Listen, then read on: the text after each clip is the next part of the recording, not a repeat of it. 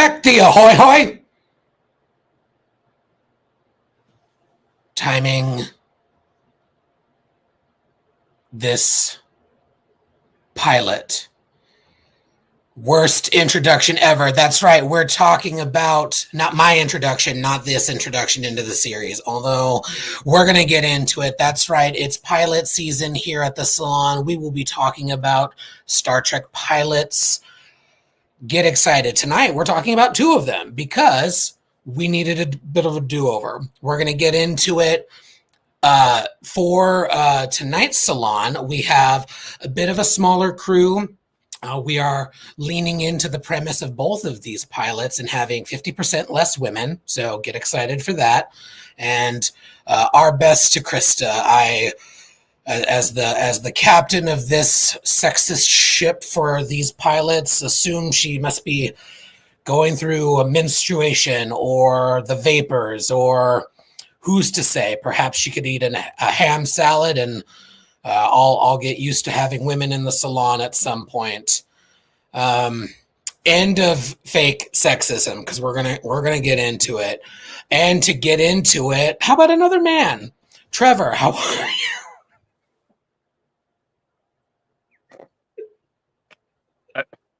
I appreciate that we've extended the definition of man to include me. Wow. Yeah, let's do this, but do it different or Speaking better. Of different, Ken, how are you? You wanted it? I wanted it, and I got it. So, hi everybody. Cheers to that. Long and prosper. Indeed. And just to continue a bit, let's go with Will. Will, how are you? I don't know how I feel about this intro. I think we should do it again. but we're going to add a little bit more red paint. We will. We'll finish this one and then we'll do it all over again. Yeah. Oh, okay, great. Yeah. Really doubling down on the sexism bit. Really appreciate that. Oh, that reminds me, I forgot somebody. The one woman. She gonna kill you. Joanne, how are you? I'm so sorry to do this to you. I was not ready. But I am well. Again? Lucy, can we do it? Can we get a do-over? Well, hold on. I got to get you all coffee first. Oh. Ooh. I believe, Joanne, I believe you dropped some. I think it was your microphone. I believe you dropped it. Indeed. And welcome to folks in the chat. I see y'all popping off. We love it. We love to see it. And look at that. There's at least one woman in the chat. So we have met our quota. Real quick, y'all. All the podcast things. Please like and subscribe to this nonsense. We are on all of the podcast platforms. We, of course, appreciate y'all subscribing here on YouTube. Follow us on Twitter and Bluesky.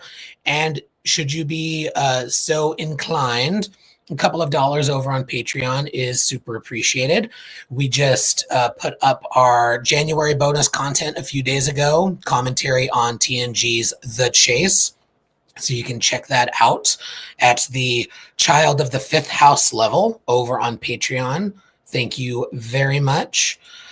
Like I said, y'all, we are talking about the pilots of Star Trek. That's right, there were two. And let's set the stage truly and with a heartfelt and honest and thank you to Ms. Lucille Ball, who was a gem in so many ways, hilarious, an excellent businesswoman, and gave Star Trek its not only first, but second shot.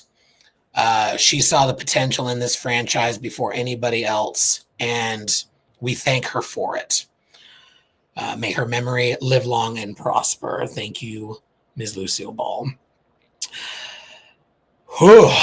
With that, before we get into this double pilot season, we simply must set an intention.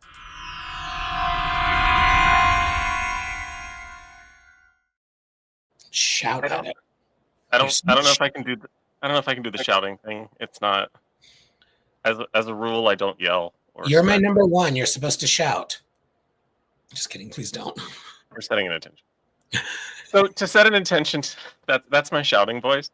To set an intention tonight, I thought it would be fun if we all went around the room and highlighted something that I observed happen in one of these pilots, which is talk about our favorite continuity errors in Trek.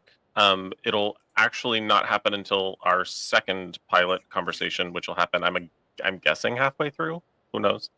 But my favorite continuity error in all of Trek is how Star Trek kicked things off by suggesting that humans not only had ESP, but that we were like actually measuring it and making it part of everyone's personnel file. That was delightful. And then, just kidding, humans aren't psychic, and we just did away with that. The entire Dr. Danner knew everyone's ESP rating, and like, it was fucking weird. And I was here for it, for the blip that it was, and then was like, kind of wish that never went away, but also kind of wish it never happened. So yeah, that made it my favorite continuity error in all of Trek. There are others, there are many others. I'm sure I share some with all of you, and so we will now find out what yours are by going around the room and having you share it with all of the internet people. Will, my dear, I would like to start with you. Yes. My favorite continuity error, and there's never been an effort to explain it, but it's when Chekhov recognizes Khan in the Wrath of Khan. He wasn't on the ship at the time. There was never a moment in the space seed where he would have like run into him. He was also would have been too young. It's like it never would have happened. Like him like recognizing him and being like knowing like as if you like he could have read a file or whatever, blah blah blah. Never fucking happened. It's just like it's like a moment where like they wrote it in and no one ever said, well, he didn't meet him. But like, I don't know. It's one of those continuity things where it's like he wouldn't have met him, but everyone's just kind of let it happen. That's the one that came to mind when you mentioned this, what we were doing. I mean, there's also like Klingon foreheads. Yeah. Oh, more. Ooh. Well, no, because he wasn't Chekhov like young? Isn't he like super young in the show? Was he? I don't know. Supposed to be? I don't know. You know Ken can answer that who will know question, the answer. You know who will know the Ken. answer. Ken, dear, you can not only solve this dilemma, but you can also answer the question. So, how old was Chekhov supposed to be in the original series? And what's your favorite continuity error in all of Trek?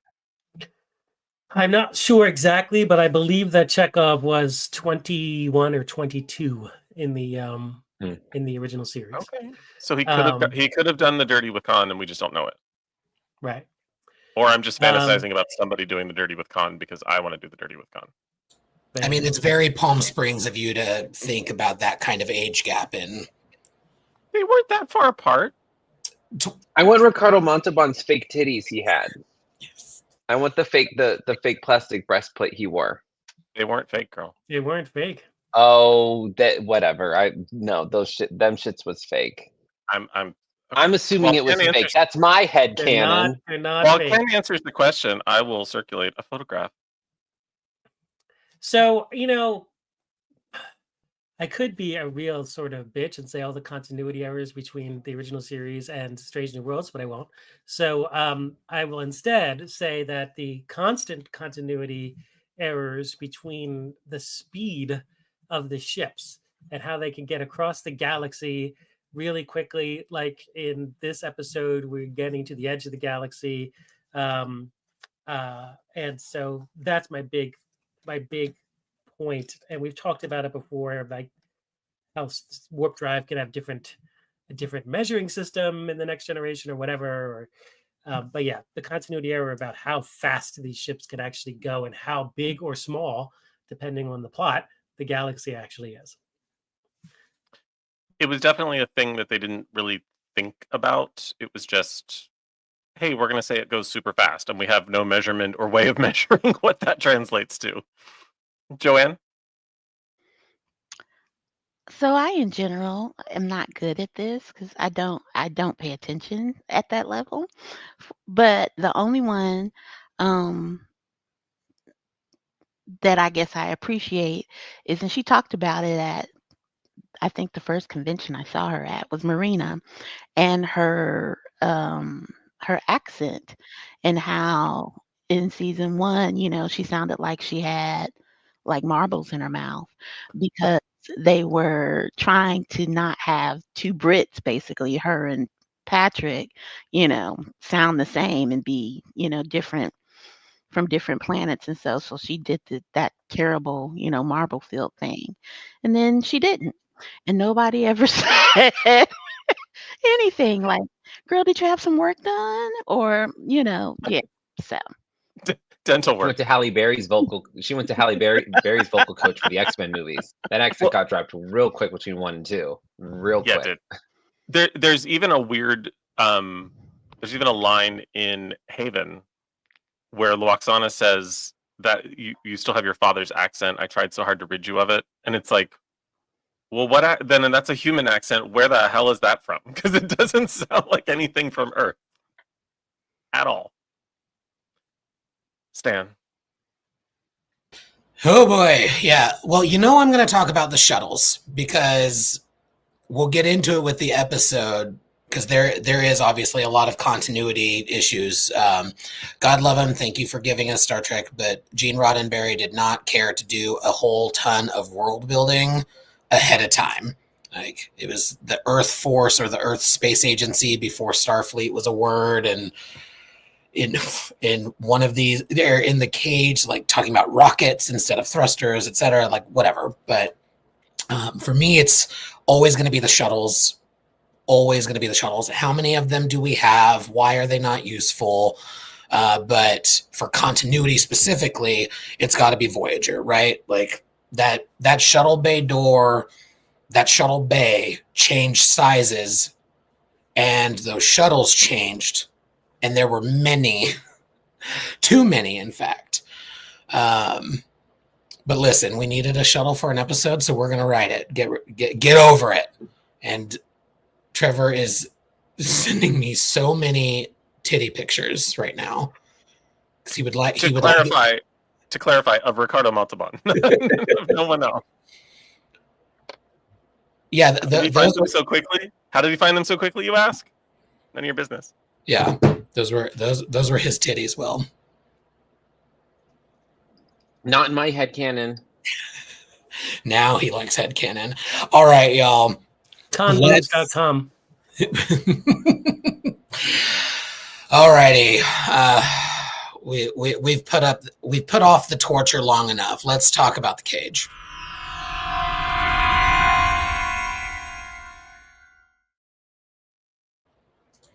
Y'all, I see what they're trying to do.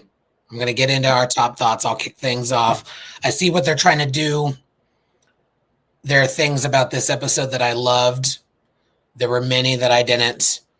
The sexism being one of them. Also, this moment just had to be. This was so funny to me. The first time they go to warp, they don't have the budget to show a cool warp effect, and so they're just like putting stars over the people, moving slowly, but it's supposed to look like warp. And at a certain point, this helmsman confirms that they're at warp 7 by putting up his fingers, 7 fingers. We're at warp 7. Like, no explanation of what happened to his hand. Probably something to the actor, but it's bandaged. Like, there's just so much visually happening that it's just hilarious to me. Captain Pike is an asshole. I get why when they gave him I can see the meeting happening. You're like, listen, there's some good stuff here. That captain sucks. He's a douche. Get rid of him. What I do not understand is how they got rid of the best thing about this original pilot, which for me is number 1. Majel was excellent in that episode. I hated them making her be like somewhat into him, assuming the Telosians were telling the truth. The story was nuts. But there were things that I liked. I thought, again, number 1 was excellent, and Like it was such a shame that they went in the opposite direction. Like there's some blatant sexism in this episode, but at the same time, having a woman being the next in command was cool. And that's the best I can do for now. Joanne, dear, your top thoughts on The Cage? So I thought it was weird, but I actually largely like it actually. Um and I think, in my true um contrary fashion, um I think the kind of take on number 1 was interesting, quite frankly. Um because we can get into it, but I think it was bad, like what Pike said, but then they did do, I think, a really good job of kind of then almost immediately after that line, kind of showing how, and he even said, oh, you're the most experienced officer we have, and then showing how incredibly competent she was. So it was almost kind of like, yeah, he's a dick, but, look, let me show you how amazing this woman is. So I kind of took it like that because I think that's what they did. I've always liked those big-headed aliens. I don't know why. So I like the Telosians. Um, but I was completely just kind of creeped out. The thing that creeped me out and was just like I kept having to remind myself to watch with my context lenses on. It's just the whole dynamic with Vina and Pike, and their age and it was just, that was a lot to deal with, right? But I liked the concept. I liked the kind of deception and the illusion. I liked it. I don't know. I liked it. I'm weird. But again, I'm also, right, of that generation, kind of like Ken, right? So I think I have a little bit of nostalgia lens on it as well. So take it as you will.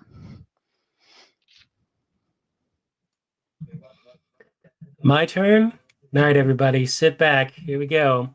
I think that The Cage is actually better in some respects than Where No Man Has Gone Before. And the reason that I say that is when you look at Captain Pike, and there's a reason why Strange New Worlds works with Captain Pike, is that at the beginning of this episode, he's burnt out, he's worn out. And so his scene where he is basically being crusty and snapping at Ensign Colt and all of that, he gets to his quarters and he talks to Dr. Dr. Boyce, and has that amazing scene where the doctor says, one of my favorite lines in 55, 60 years of this whole series is that line, a man either takes life as it happens, or he turns his back on it and starts to wither away. And that's a paraphrase of it. But that is one of the best lines in all of Star Trek history. And you see a dynamic between a captain and a doctor that you don't really see. You see a little bit of with Kirk and McCoy, but in the pilot, all the way up to the point where where Pike at the end says, and all ships' doctors are nasty old men. I mean, there's this amazing dynamic between the doctor and the captain. And this episode is a character study of a captain of a starship. More than I was watching it today again, and I was saying before the show started, this is the first time I watched both pilot. I've seen them eat both thousands of times, but I've never watched them back to back like this. And the character study that is this man coming to terms with who he is and what he means and what it is like to be a captain of a starship, and coming to terms with what to not turn his back and wither away, to actually embrace life, is just amazing. And this, and we've talked about this before, we don't quite see it because it's an illusion, but this is the only time in original Star Trek history that you're on Earth. And you see Mojave. And so that was also really, really cool. And then the study of Vina and the study of these aliens, the Telosians, it is very cerebral, but it's a very powerful story. And I think it's very, very well done. And I think it could arguably be up there with some of the best Star Trek that's ever been produced. And that's my top thoughts.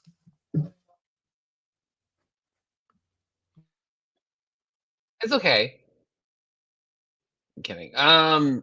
I actually like rampant, insane sexism aside. I find this episode as a pilot to be super interesting because there's more like there's stuff happening that like there's a confidence in the things that are happening on the screen that makes me think it's a little more thought out, that they had more of an idea of like the structure of like how a starship is and everything.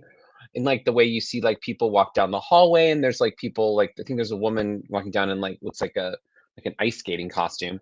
So like and just visually I think it's more interesting than the like neon technicolor stuff that we get later on in the series, like the kind of cool blues and grays and warm tans and things. I think it's visually a little more comforting. Because why would you have your starship look like like it looks like an elementary school, like all of the random colors, like it anyway. It's just the coloring of it we can talk about, but like I just find it more visually interesting, and the story is definitely more interesting than Where No Man Has Gone Before if we're comparing the two. And like I don't know, there's just something about it. Like there's something very tangible. It reminds me very much of the movie Forbidden Planet. They're kind of parallel in my brain. There's some visual holdovers that are coming through, but and I find Pike to be interesting in this too as a captain because he's like you're getting kind of the what we would assume is like a captain we would get now is like Kirk, who's very bright and very like cowboy bang bang bang out there doing stuff. Pike like is like, I'm so sick of this shit. He's just like, I don't want to do this job anymore. And I also love when he goes into his office, he calls the doctor and goes and lays on his bed. He's just like posing for Playgirl. It looks stupid. Like And the doctor was so there many immediately. yeah, and he's there immediately with a case that has a cocktail in it. So like this man is not a doctor, he's a bartender. So like it's like he knows, he's like, I'm bringing this. I was like waiting for like a cigarette to be hanging off his lip. He goes, how we doing, Chris? And just like, oh, what? Here's your medicine. It's weird. There's something very there's always like someone standing by a door. There's like visual things that are happening that are super interesting in this. Like the way the camera moves in on them in the beginning from the bridge from the outside of the ship inside, like the way that they shoot the bridge, it makes it look huge. Like for some reason that first shot you showed, it's like the bridge seems enormous. There's things happening that are so interesting, and like the planet and like that shot, it makes the bridge look enormous for some reason. Like it looks huge. Just that further out shot, there's all that dude standing by the door. Like it's just interesting. And like it feels more expensive, if that makes sense. It feels a little more like they spent some time on it. And yeah, no, I was obsessed with this as a kid. I had all of the action figures that were from like the Pike era. Like I had the little Pike with the little roll collar. I had all of those. I was obsessed with that uniform just because it was like they went to space in sweaters. And I have a problem with sweaters. I have too many. But like I love a space sweater. Anyway, Trev, I'll stop talking. I love this episode. And the weird gray shit's ones weird. had glitter. I was like, ooh, Oh, they you were better go stunning. with They the were glitter jacket. stunning. Oh my god, that roll collar. The away Gorge. Like team, Gorge. the jackets, landing party the jacket. landing party Yeah, jackets. the Yeah. gray ones. Yeah, they had the little Yeah. glitter thread through Uh-huh. it, and I loved it. Also, I laughed when Pike got off the bed because you saw his blue boxers. And Yes. he's hot. Yes. Yeah, his panties, his space panties, yeah. His Earth Force issue panties or whatever they called what did they call it was Earth Space Force, what did they call it? The Starfleet, they didn't have the term Starfleet. What did they call it in the episode?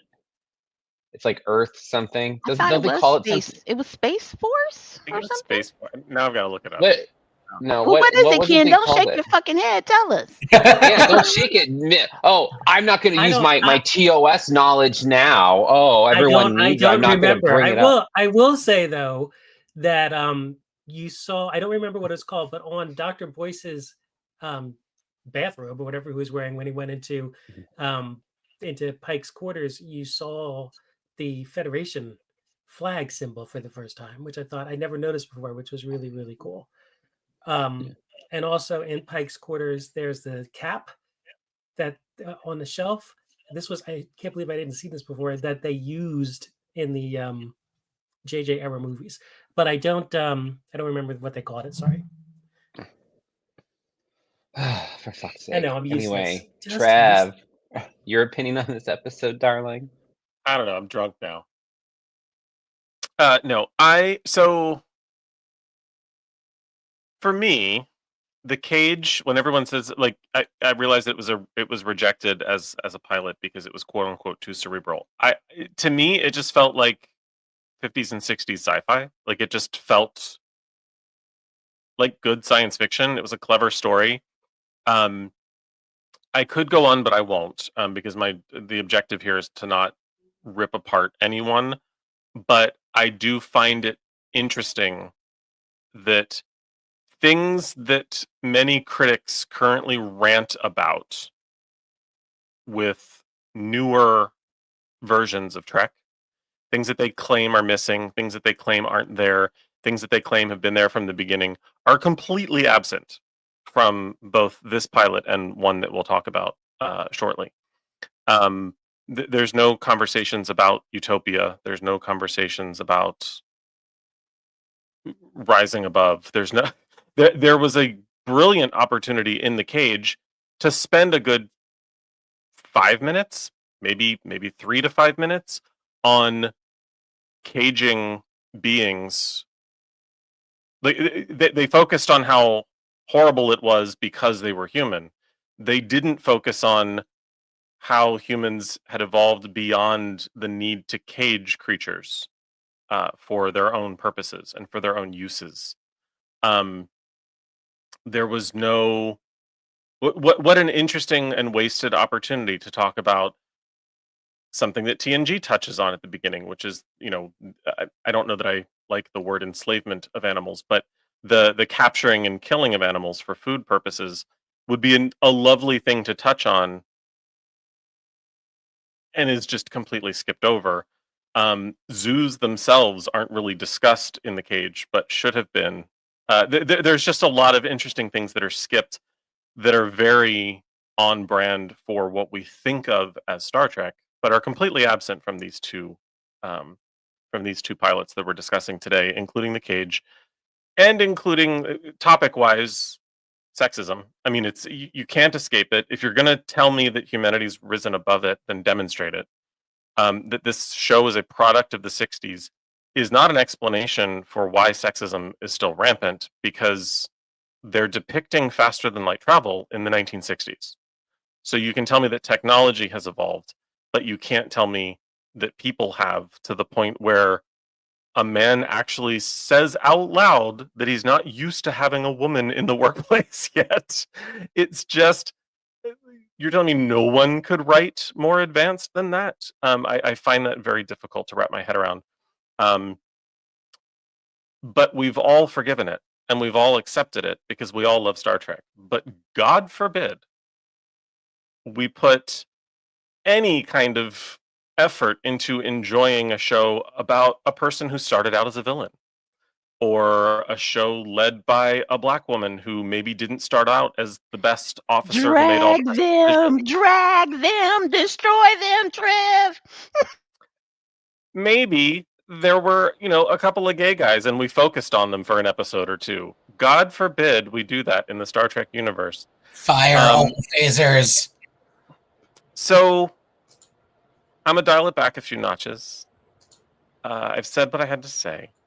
I enjoy this episode. I enjoyed it the first time I got to see it as a kid. I had already started watching the original series, and then this one slipped out, and I'm like, wait, there was a woman who was allowed to wear pants? and have dialogue about things other than answering the phone. No disrespect to Uhura, but let's be honest, they gave her the position that they gave her because they felt like that was an okay position for a woman. So that number one was doing things that were different, and were quote unquote for jobs for a man, were things that I really, really enjoyed. So did this episode break the mold of traditional science fiction? Yes, it did. Did it live up to Star Trek? No, it didn't. But it certainly started it. And that we forgive it is reasons why we should perhaps forgive other things that we don't love. So it's okay to not love a version or an episode of Star Trek. It's not okay to be a little kid about it.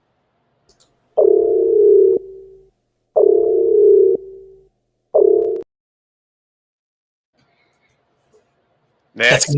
That's gonna be my That's weird. Get attention alert. I made that for my rant about people being pissy about Section 31, and it was close enough. All right, those were our top thoughts on The Cage. But let's talk about the plot of The Cage. You all, I will say, have turned me around a little bit on some aspects of this. I no longer believe in women. So yeah, good job, everybody.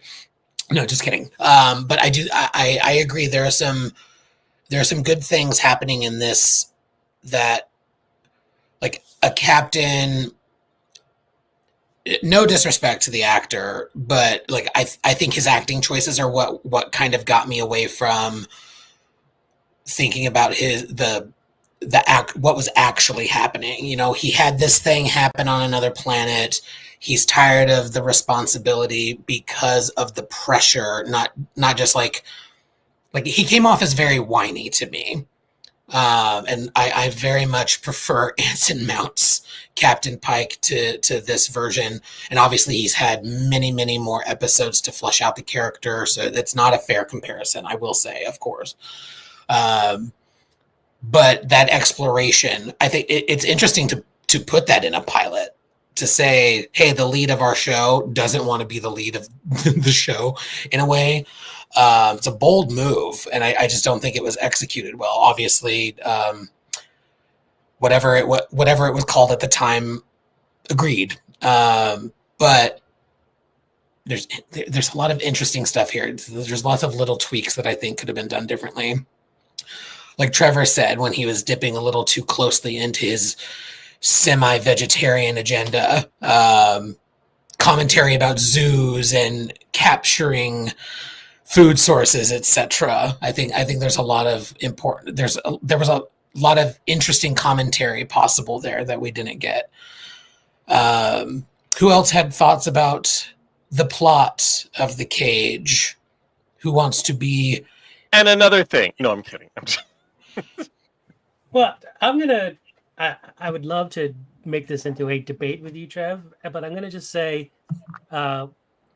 that this was a product of the 60s. And like today's television, if you go too far forward, away from the sensibilities of the time the show is on, then you risk people not tuning into the show or not accepting the show. So you can't necessarily go all in. I think putting Majel Barrett on the bridge as second in command, and her being a woman, was a huge leap for the time of what this show was. Now, they didn't have to have that line about "I'm not used to a woman on the bridge," but it's possible that they were making a decision saying, you know what, we have to find a way to sort of lighten this up a bit for people who may be saying, what, a woman on the bridge as the second in command? Throw that line in so that it makes it a little bit easier for people to swallow. And yes, if you look at it from today's lens, absolutely, it's completely sexist. But if you look at it from the 1964 lens, which is when this thing was shot, it's amazing that they did what they did.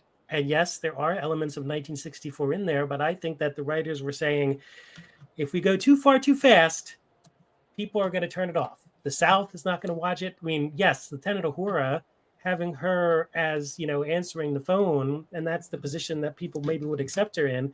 they had an African American as an officer on the bridge of this starship. If they would have put her in first position or second position, I think the South would have been like, my God, what the hell show is this?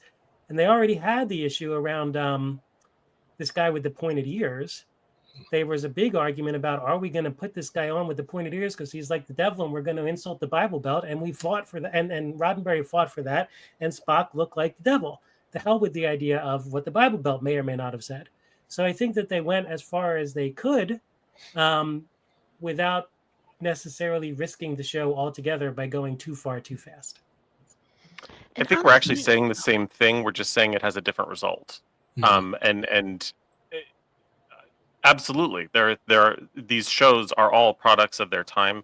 My point was actually about critics of current shows who seem to struggle with concepts and what Star Trek does and what it represents and what it shows and what it reveals after 11 series, and what they think it is when it's actually been an evolution the whole time, and that if every series is a product of its time, then why do we forgive sometimes, but we don't forgive all times? And that's really the point I was trying to drive home. Not that Star Trek isn't Star Trek because they were mean to Majel, but rather we accept that we had to take her pants off and make her sit back at the communications console because it was the 60s.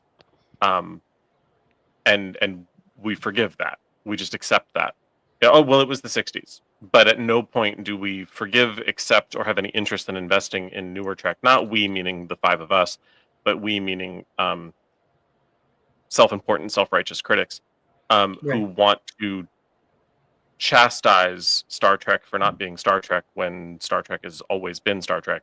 And well, no, I would agree with that, and I think that the argument about Discovery and about Burnham and what you were saying and all of that, and about the homosexual characters on the show, all of that is very absolutely Star Trek. You know, Star Trek has always been breaking ground. That's what it's designed to do. That's what it was designed to do from these 2 episodes we're talking about today forward. And yes, I think that people are very short-sighted, and people are who say this is not Star Trek, or for whatever reason, because of those kinds of issues, are not thinking about it the way they should be thinking about it. Now, you can make the argument, well, I don't like this particular story or this particular episode or this particular arc or whatever this, that, or the next thing. That's fine. You can critique, a plot point or a story arc. Okay. But don't go after the characters, because the characters are designed to be,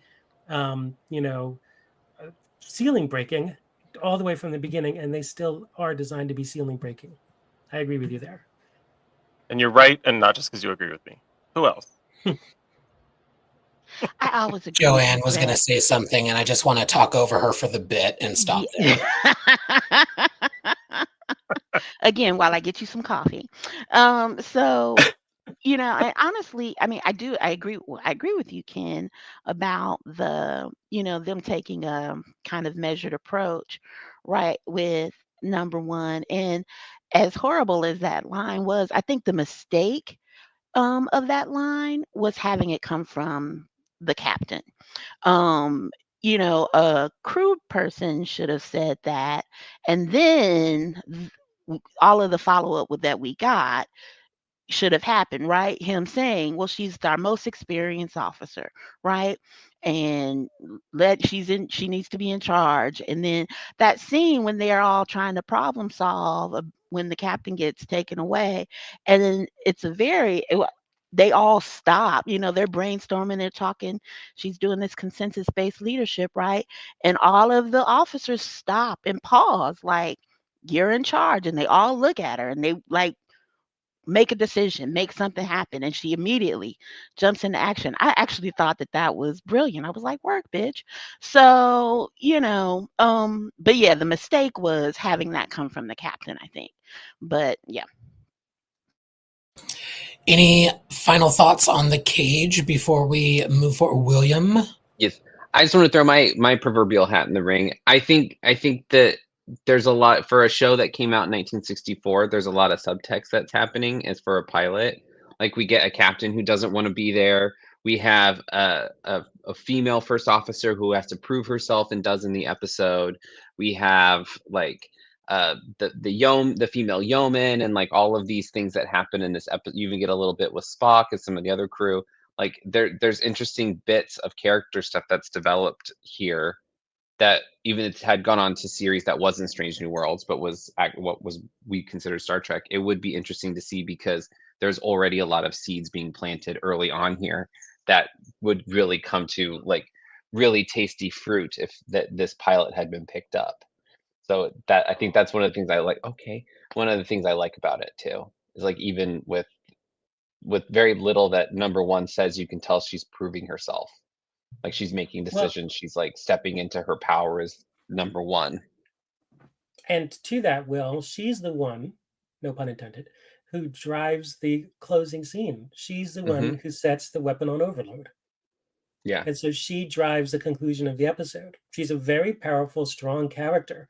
And she grabs that little bald-headed bitch, and she grabbed her and she was like, I got you in a chokehold. That was sick. I was like, I forgot that she like literally had that woman in a headlock, and I was like, yeah. She should have been like, I fantasize about this too, bitch, right? Yeah. Like, holding her like, I got you. It's like, guess who's the top now? Yeah. So and she drove that final scene, and she's the one who said, oh, enslavement's wrong. Boop. You know, like we're about to blow this shit up. So yeah, she didn't take no shit. So it I don't know. Like it is cerebral, but what's so funny is it's like looking back on it now, it's actually the most Star Trek pilot we've gotten. Like it's the most Star Trek. It's so funny. Like there's definitely holes missing from like as like Star Trek had gone on, the Utopia, all this stuff that's kind of developed. But like it's really like at its core, the most Star Trek episode.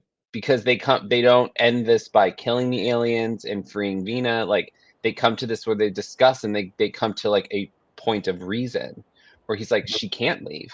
She's here. Yeah, keep that ironic ground. Yeah. Go back to your. Sorry, we we blasted your fucking house. Get out of here! And he literally shoots her. Yeah. I forgot how they had put her together, quote unquote, wrong. Yeah. Oh my god. Yeah, it's wild. It's wild. I was a I know my head went to the wrong place because I was like, where'd they put the pussy? Like I was like, where did they put it? Well, this is why we're friends, because I immediately was like, how do you think they're gonna have babies? Like what? Because who knows? Where is it? It's right under the chin. It's right under the chin. If you get that deep cut, you get 10,000 cool points.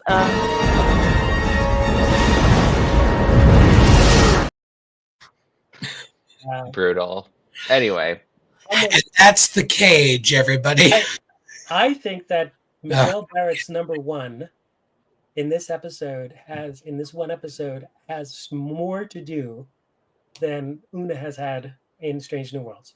Yes. I said that in the chat. I fully agree. And we've talked about this before. I am so worried that they're going to kill her because we don't know where she goes from the cage. We don't know what happens after Pike leaves the Enterprise. Like she's not there in the original series. She should just go and get her own ship. Don't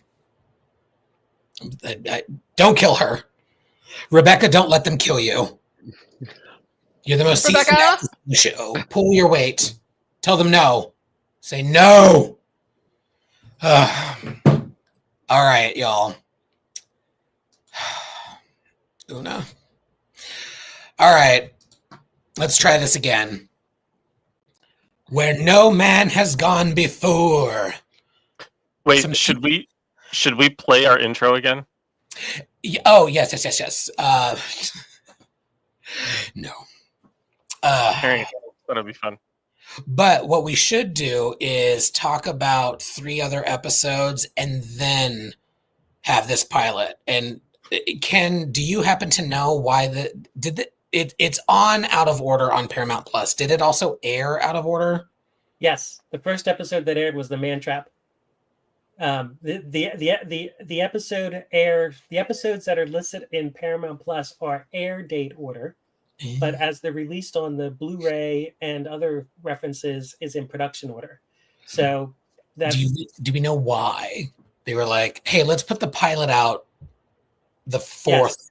Well, so the reason was that they had these episodes produced, and the NBC folks thought, because they had Lost in Space, and they had the Twilight Zone, and they had the Outer Limits, they said, we want a monster episode. We need a monster episode.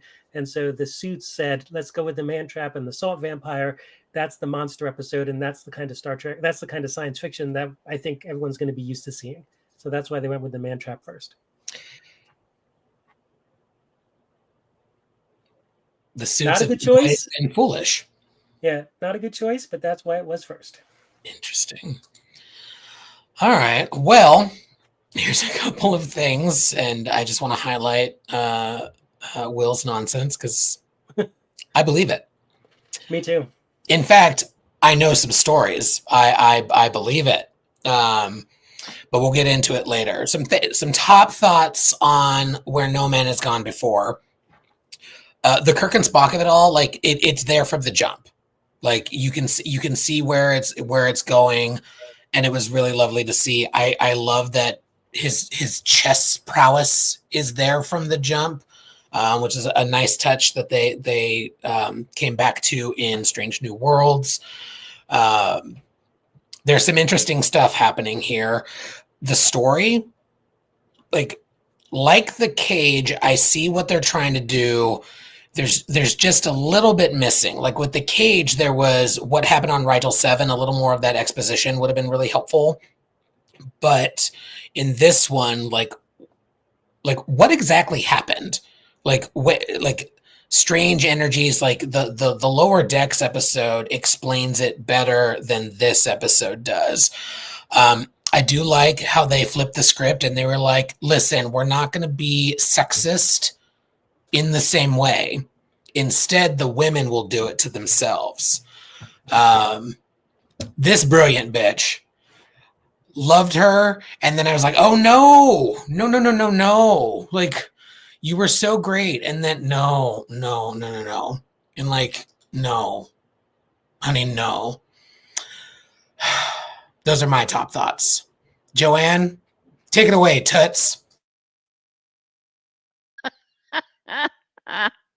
So I struggled with this one, even though you would think this would be kind of more up my alley, but I struggled, like you said, there was something missing. Like what was the motivation for them to kind of become godlike? Like what was the point other than, yeah, I guess in my mind I was like, well, they really got rid of um Spock got rid of his competition for Jim's attention and affection. So there's that. Spock had Kirk all to himself. But yeah, I didn't get it. And I also, yeah, just did not understand the doctor. And like, yeah, like first she was just like, don't talk to me like that. And then she gets hit and knocked out, and then she's just like, oh, I'm gonna be, uh slowly aiding his rise to power because he's hot. I don't, and then the girl, was scared, or was that the other one? The girl scared and holding his hand on the bridge. Yes, that was so weird.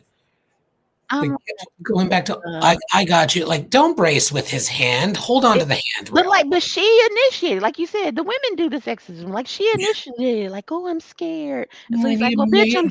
I'm driving, but I'm gonna hold your hand and drive. And I was like, what is this? Like the director should have said, this doesn't even look good. Like bad choices all around. Choices. But I don't know.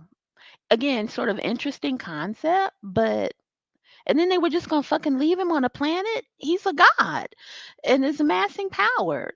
That you need to think about that. I mean, you should be glad you killed him because that was a bad idea. That was a very bad idea. So And you left him with a woman. I don't know. Yeah, I didn't understand what was happening, but I was also very, very sleepy when I was watching this. So, again, take it for what it is.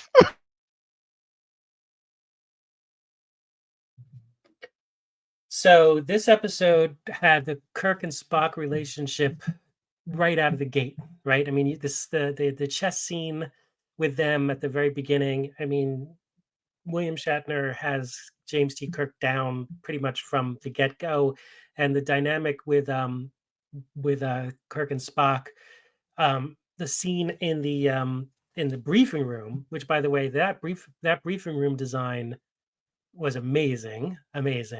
But that scene in the briefing room where Kirk says, "I need recommendations," and Spock's like, "Recommendation number one," and he's just right there. But that whole dynamic is really, really strong. Gary Mitchell, I didn't realize, or I forgotten that Gary Mitchell and Kirk had known each other for 15 years, and that Spock had served with Gary Mitchell for many years. So I don't know what Strange New Worlds is, if anything, going to do with that. This is the first real God situation that Star Trek has gone back to again and again and again and again with God powers. So it's really interesting to see how that works out. And I thought that the dynamic that you saw with Scotty was there. He's listed as chief engineer, and Sulu is there as botanist, although I don't think Sulu is given a name in this episode. So it's interesting to see the beginnings of those characters. And I really, what I thought was really interesting about this is, unlike the Cage, here is a villain, right? You have a real villain in this episode that Kirk goes up against, almost like a Kirk Khan situation. This episode is all about hero versus villain, unlike the Cage, which is not. And I think that it's interesting. It's strong. Again, watching these two back to back, I like the Cage better, because the Cage seems to be more cerebral Star Trek, as they said. But Where No Man Has Gone Before did have the action. It does introduce us to Kirk, and again, he's pretty much fully formed, and it's interesting to see. And you go from time warp to warp drive, and so some of the more Star Trek things are locked in Where No Man Has Gone Before. Uniforms, not so much, which was another reason, by the way, they didn't go with this as the first episode, because the look and feel was very different than the rest of the shows. So they decided not to do this as another reason they decided not to do this as the first episode. Yeah, like there was less I liked about this one. It was I always forget that Hot Lips O'Houlihan is in this, and every time she pops up I go, "Oh right." And like it's so funny that she's in it to me for some reason. But the actress, if anyone has seen the MASH movie, I what's strange is that this one, this episode is so hard to follow, and it's like the plot points, it moves so quickly from one thing to the next that like there's no time for like any type of development of the characters, or there's anything that like the relationship with Kirk and Spock is there, but like the other stuff is so sorely lacking. Like I found myself going like, who the fuck is this? Like, like who cares? Who cares about this lady? Like she's here, but she doesn't have like really relationship with Gary, and like this whole thing. And how did she get powers? I had to rewind it. I was like, what? Like 1 minute she didn't have them, the next minute she did. I was like, okay, like what the fuck's going on? And then they're like, oh gods, and now he's got a British accent. It's weird. Like there's a lot going on here, and I'm like, okay, this needs to be more action focused. So it's like he's got a phaser, he shoots him, blah, blah. But then like he doesn't actually defeat him. He knocks him into a grave and then just basically drops like a boulder on him and locks him in there. But the guy's a god. So what do you think? It's like there was so many things that happened this. I was like, what? And then she just dies. She's just like, oh, okay, bye.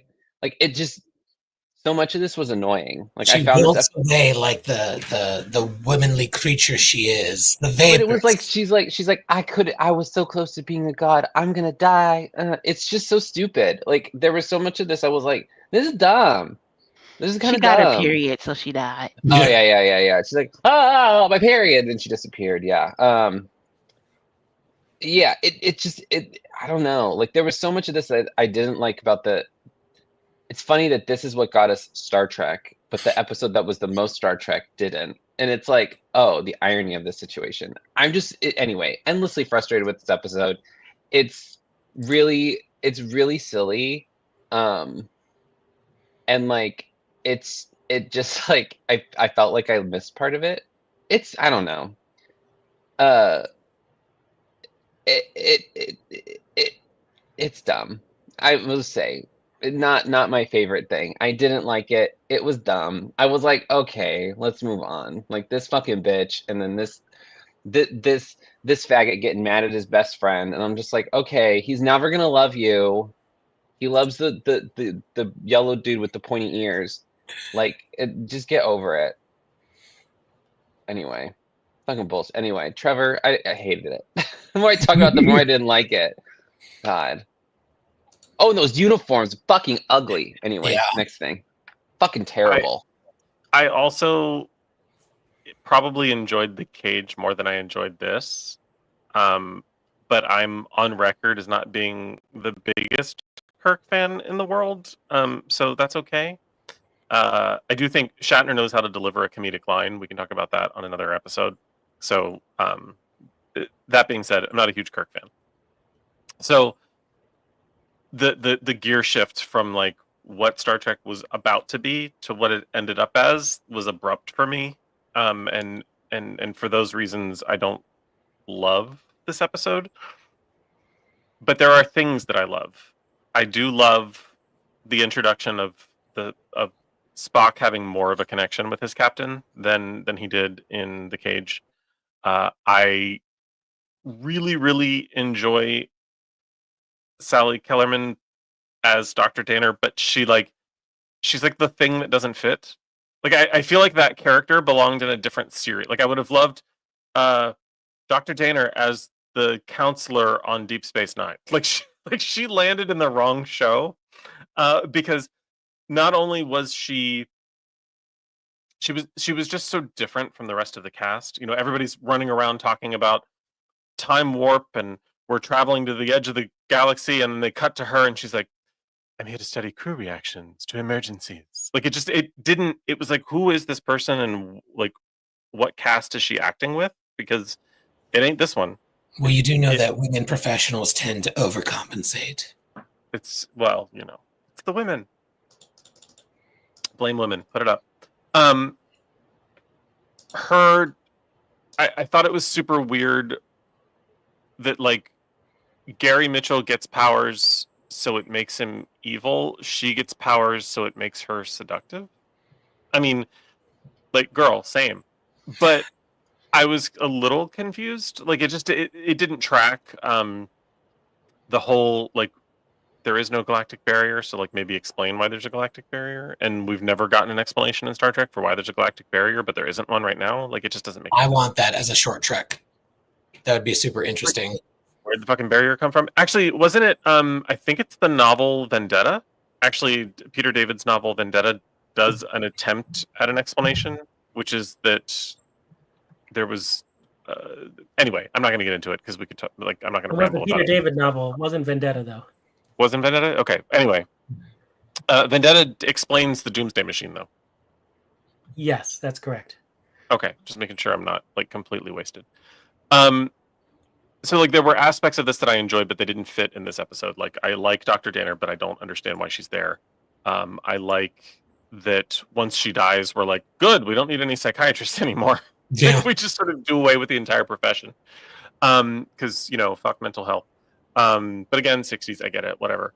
The one thing that stood out really sort of profoundly for me that just didn't make any sense at all was that they find this planet or they go to this planet where they both need to refuel or whatever. And, oh, it's perfect. We can drop off our new godlike crew member. Let's go ahead and put a force field up and create a brig where we can store him. Why? It's a whole planet. Beam him to an island somewhere. Go to your refinery and fuel up and get the fuck out of there. and don't worry about him anymore. Like, why are we keeping him close by? It's a whole The planet. refinery Like, didn't even make sense either. I'm like, wait, so you could have a dropped gas him- station here. Right. You just said you're going further than what? Nonsense. Like, you could have dropped him. Stan and I live about 90 miles apart. You could have dropped Gary Mitchell at my house, refueled at Stan's house, and still gotten the fuck out of there before Gary Mitchell caught up with you to do weird shit to you because he's a god now. So why do you get Gary Mitchell and I get the gas? Problematic gay alert.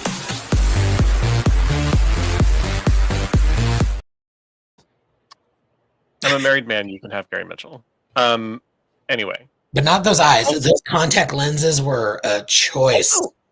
Even if I weren't, you could have Gary Mitchell. I'm good. Listen, I wouldn't, like I said, I wouldn't say no. It's fine. Everything's fine. It's fine. It's fine. He Anywho, eventually had his own discovery, by the way. say what now?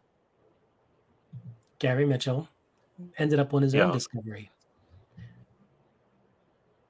I don't get it. Yeah. I don't get it. He's in 2001: A Space Odyssey. The ship in 2001: A Space Odyssey is called The Discovery. Oh, but he died. Yeah, he died there too. He died there too? This man should not be in science fiction. He's not good. Yeah, he's not good at this. He's good at dying. He's not good at space. He's not good at space. Anyway, it's an interesting episode. It's not my favorite. It's not my favorite pilot. It's not my favorite episode of the original series. It was all right. Yeah. And much like our dwindling audience tonight, the numbers don't lie. These were rough attempts, but they did birth the franchise. Do we have final thoughts on either of these episodes before we turn it over to Trevor for the tallies? I think the Peter David story you're talking about, Trev, it was Q who ended up in the barrier. That the barrier was designed to trap a Q, and then Q's powers leached off, and that's what ended up infecting Gary Mitchell and Dr. Daner were Q continuum powers. Some weird stuff I like that. Mm. Yeah. All right. I'll allow it.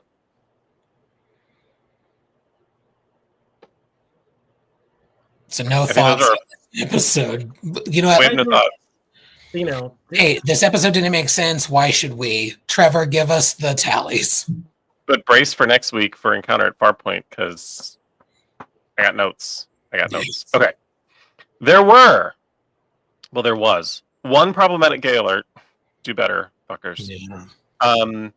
There was one explosive saucer separation. There was one cannon alert. I basically just gave all of the tosser alerts because TOS. And then in a new category that I hope doesn't get referenced often, there was one Trev goes off because I did. Sorry if you're not into that sort of thing. 10,000 bonus points to Joanne for winding me up when I already done wound. 1,701 bonus points to Will for topping to lotions. 200 bonus points to Ken for agreeing with me. And an additional 1 billion bonus points to Ken for patiently participating in a Star Trek podcast for over 2 years until we finally talked about TOS because he loves us and we love him back. Yes. oh, Incredible patience. And it will never happen again. that's it. That's it. We have the 2 more years. Yes. Well, y'all, we did it. We got through. We will be back next week at 6:30 p.m. Pacific on Thursday to talk about a similarly rough pilot, Encounter at Farpoint. And we all will have thoughts. It's wild this show got off the ground. Thank you, Lucy. Thank you, Syndication. Thank you, Gene Roddenberry. Yikes. Let's I don't even have a segue here. Like and subscribe. Not our best, just like this pilot. We'll see you Please. next week. All hands abandon ship. Proceed to the nearest evacuation zone immediately.